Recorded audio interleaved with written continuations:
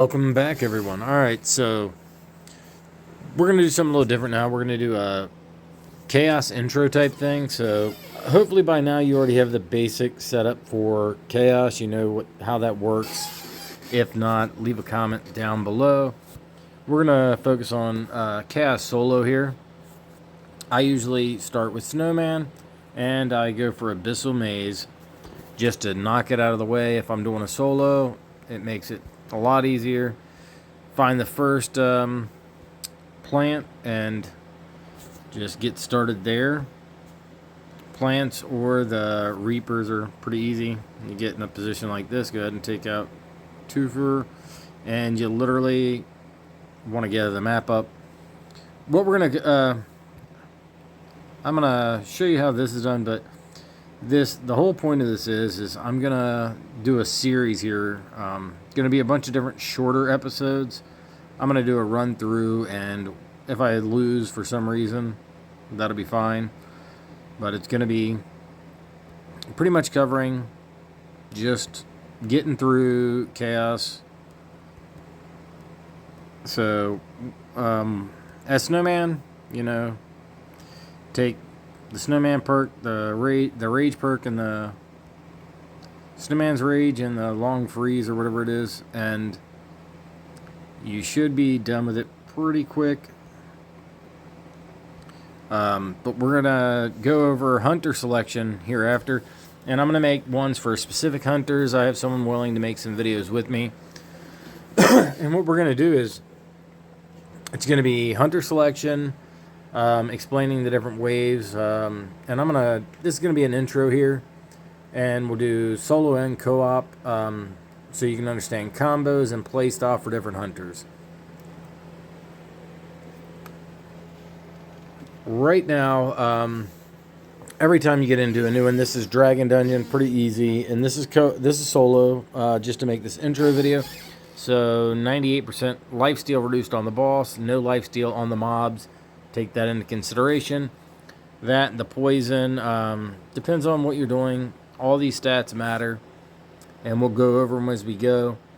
The easy pick I have here is, I have multiple loadout sets. We're not going to go over that right now, but if y'all have any questions, please ask. The easiest way to do this, I could do this with several of these hunters, but I'm going to use Ninja just to make it kind of quick. Ninja, one thing that some of y'all may know, may not know, Ninja on individual targets is going to have, every time he attacks, he gets increased damage.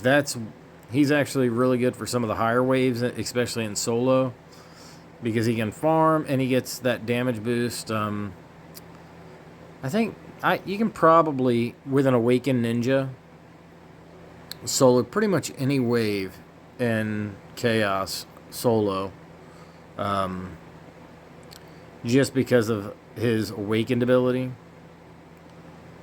So, and I'm not gonna do. I would a lot of the times just go ahead and get to level 20 just because, but a lot of people, that's their mistake, is they spend too much time getting all the levels they think they need, but really it's get on him at a reasonable time, have time to stack and do your damage. So if you got a damage doer, it changes the dynamic a little bit, but make sure you don't lose stacks, farm efficiently. And if you have any questions you'll have, like if it doesn't make sense, like don't just watch the video and say, oh, yeah, Ninja works. Ninja probably does on most waves, but not all hunters do. And it's playstyle. Like, yeah, I did get a decent level, but some of y'all may not have him awakened. You can still do pretty well with him. But the key thing is are you going to get on the boss in time to get the poison stacks? Or some bosses you may not even need poison stacks. So there are things you have to take into consideration when you're picking your hunters. If you're not, oh wow, okay. But if you're not all the way there and you don't have your mind made up, you don't know for sure, then take your time. The 3 key things to take into consideration, 4 here. When to take into consideration when it comes to chaoses, one is, can I survive? How can I survive? That should be the last concern. It maybe not the last, but can I survive? That should probably be towards the front. But there are a lot of different ways you can survive. So this one is 60% lifesteal, so you have all the time in the world to. You don't have to worry about it once you get on the boss.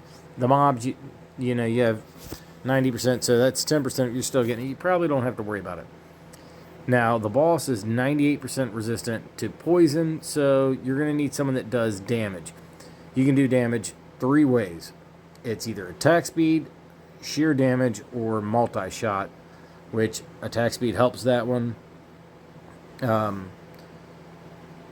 Here, I'm just going to say I would go most of the time either Spider Queen or Axe Master, just because you can do the fire. It's a little bit better, but you're not going to get your tentacles and all kinds of things. Ifrit's a freak, but that's a roll of the dice. So I'm going to go Spider Queen. You could definitely go Axe Master here. Hopefully we'll get some opportunities to show you some of the special builds and gear sets and showcase those a little bit. Most of you probably already know about them, probably already have them, but you may not know how to play them with different hunters or how to play them all the way correctly. And there are a few that I probably cheese a little bit and am not 100% accurate on, but feel free, if you know more, to correct me in the comments. But the main thing is, on every single wave, whether it's solo or co-op, the biggest problem I see people having since I've been helping people with this is farming properly. Even if you don't get to the desired level, especially in solo or even in duo, you got to get to the level. And if you don't get to the level you want to, when you're out of time, you're out of time. Just get on the boss, make the best of it, and move forward. Right now I'm getting pretty bad perks, but that just means I gotta change a couple other things around. So get on the boss earlier. I may just go ahead and I'm gonna just go ahead and kill this group and get on the boss because I have plenty of healing. So I was hoping to get at least a multi-shot. That's going to be my big thing. I probably should have went Axe Master. He's more likely to get that. But and I died. Good enough. 10 to 12 is plenty of levels to kill most boss. More, it's about what you'll need for most bosses. So hey, I got my first multi-shot. This is going to be a rough one. It's going to be a little long, so hopefully I'll stick around to the end of this wave because it's a nail biter. I almost want to farm a little longer, but I like to have 2.5 minutes left before I start every boss, 3+. So I started a little late anyway, so when in doubt, the extra time will always, as long as you can stay alive, the extra time will always help you in solo. This is specific to solo chaos, but it's somewhat true with co-op also. But here we go. Let's see. It's going to be a close one. One multi-shot out of 12 levels. Let's see. What do we get in the way of attack speed? Alright, so I did get a decent amount of attack speed. I picked up a couple demon packs. Alright, we got a little bit of extra damage. Not huge, but yeah. Looks like this is not going to go well. But the main point of this video is to introduce that we're going to be doing, I'm going to be doing these chaos videos. And I have someone that's going to help me. I don't think this one's going to go through. But if y'all want more of this, let me know. I'm going to be releasing some more anyway. Mainly hunter selection and hunter combos. And this is kind of a longer than normal video, so I'm glad it's ending because we got church tomorrow. So, but if anyone has any questions or comments, drop them below. Check out the Discord, and if you want a video on something specific, let me know. But if you haven't already, like and subscribe. And I'll catch y'all in the next one. I'm going to let y'all watch me die, though. So.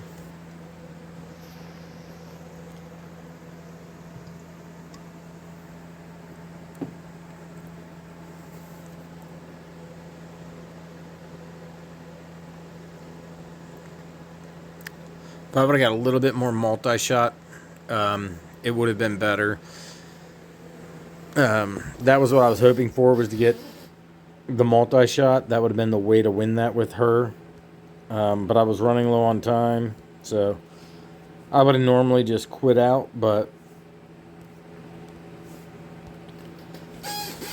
you gotta, fail at things to learn them. So hopefully you all learned something also, and I'll catch y'all in the next one.